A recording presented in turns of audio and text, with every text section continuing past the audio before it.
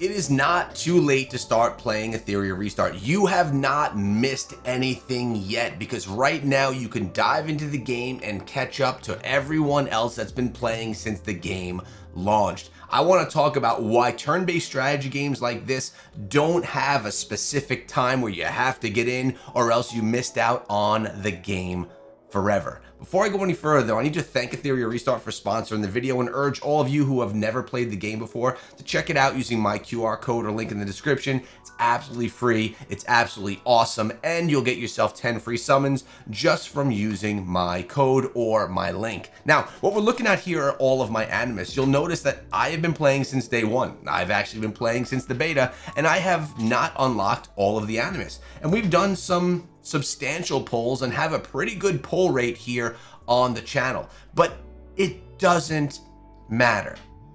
When we think of other games like Raid Shadow Legends, there are hundreds of champions to pull. And as you can see on my account here, which I've been playing for a year and a half, I haven't pulled even close to all of them, specifically the mythical or the legendary champions. But even playing this game, I still don't feel like I'm too late to the party. So being in Etheria Restart, a game that's just launched a few months ago that has so many less animus, you're not missing out on the animus. Plus, on top of that, this game, this genre, is very much a PvE experience where you're basically combating yourself as you take down different bosses. Because when you think about it, the majority of the battles that you're going into inside of the game are PvE, like Doki Doki that we're farming right now. We're doing some farming because we want to get some gear on our animus. So we get into these battles, we put together these teams that are basically boss teams and just crush. Sometimes you lose, of course, but the goal is to just slam through and farm out these things as much as you can. Now, a lot of players are going to say, but Echo, Etheria Restart is supposed to be really big on PvP, on the arena, and that is 100% true as well. But just because you're starting out today or considering starting to play the game doesn't mean that you're not going to be relevant in those PvP areas of the game after you start to grind out your account again and build it up, even if it's for the first time. It's totally cool because you have so many different options with the animus that you have able to unlock in the game that you're going to be able to progress as time goes on, build up a nice account, and have your own niche strategies, even for PvP, playing against people that may have been around for a bit longer than you.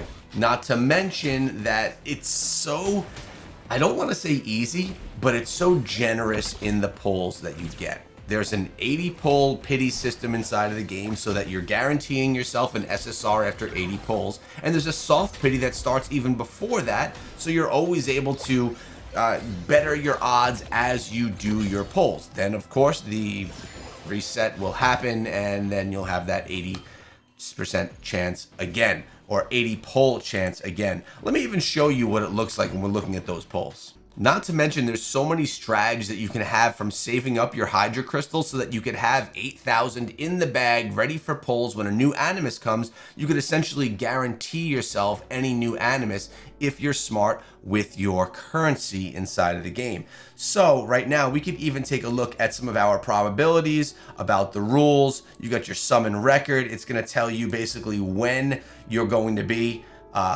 your next chance. So look at this. I have 80 summons before I'm guaranteed over here. But what about if I come over here? Does it say the same thing? Let's take a look. Probabilities, about the rules, 19 summons. Complete permanent summon guarantee, SSR animus in 19 summons. So my next 2 10 pulls, I'm guaranteeing myself a new SSR. Really nice mechanic here that there's no guessing. I know that in the next 2 pulls, I'm going to be getting an SSR. And that's for the permanent summon. You could kind of be smart about the pulls that you do. Plus, you have events that come like this that we just took advantage of. Got tons of rewards for doing this. Some great pulls as well. By the way, if you missed that video, we did just put that out 3 days ago. 300 summons for the Wishbinder event, and we had some really good pulls. Pulled in some new animus on that one. Make sure that you go check that video out if you haven't seen it yet and you want to kind of see what the pull mechanic looks like inside of the game.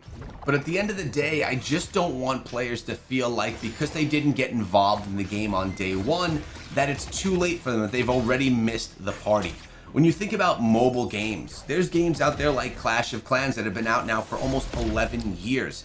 And if someone were to ask me, should you go play Clash of Clans today? My answer would be yes, you should. The game is still really good and still offers a lot and still allows people to have a good time.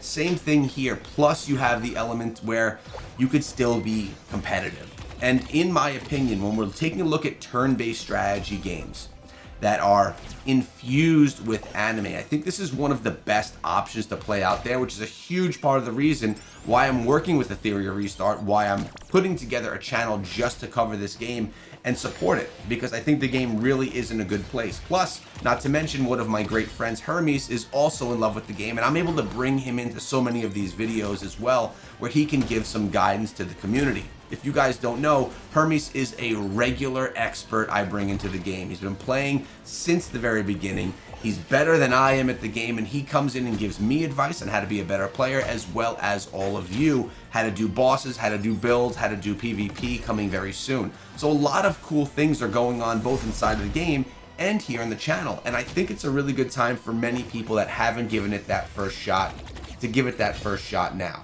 I need to urge all of you to not be worried about the players that have been playing since day one. You're not going to engage with those players. You're not going to interact with them. These types of games are very much focused on your account, your journey inside of the game, and your progression. And that's something that I really do love about turn-based strategy games in general, but specifically Etheria Restart. I think they've taken this genre and they've refined it to take all of the problems that we see that other games struggle with inside of this genre, and they fixed a lot of those problems. Not to say that Etheria Restart doesn't have some problems of its own. Every single game has its own issues, and that's just how it is.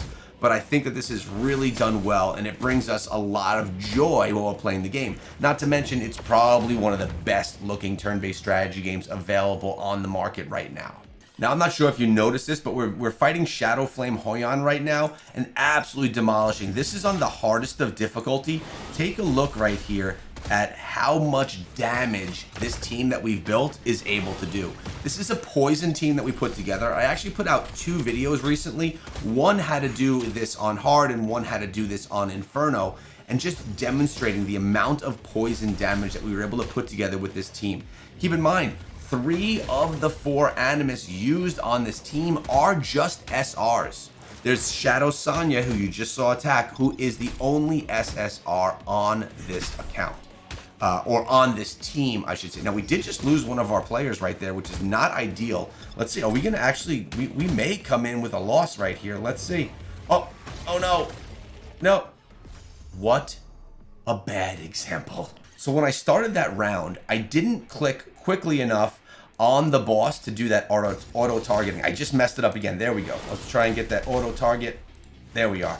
Ooh, it took me an extra second. When I do this on auto, and we have it going round after round, it automatically targets the main boss from the very beginning, which is exactly what you want to do. If you don't get the target right there right away, you may lose out because you're going to be taking extra damage throughout the round. I just want to see right here if we can get through this time around, or if we're going to struggle yet again. Again, this is the hardest difficulty of this boss, which we were 100% clearing, but maybe I have to now say 99%. Let's see how this end piece goes right here. Looks like we're taking some damage yet again. Uh-oh. See, look at this. We didn't take him down all the way. We do have Didding come in with a nice crit hit right there. Let's see if we can get the final boss taken down right now, though. And we did because of that poison. Whew. I was really concerned. But guys, the game has been awesome. I've been enjoying playing it. I've been loving it. And I want you guys to join me as well. Come on through, download the game with my QR code or link in the description, and give it a shot. Free to play, there's really nothing you could lose. One of the best turn-based strategy games out there right now. Again, thanks to Etheria Restart for sponsoring the video. And guys, I'll be back tomorrow, probably with Hermes, to give you another walkthrough guide or something that's going to be valuable.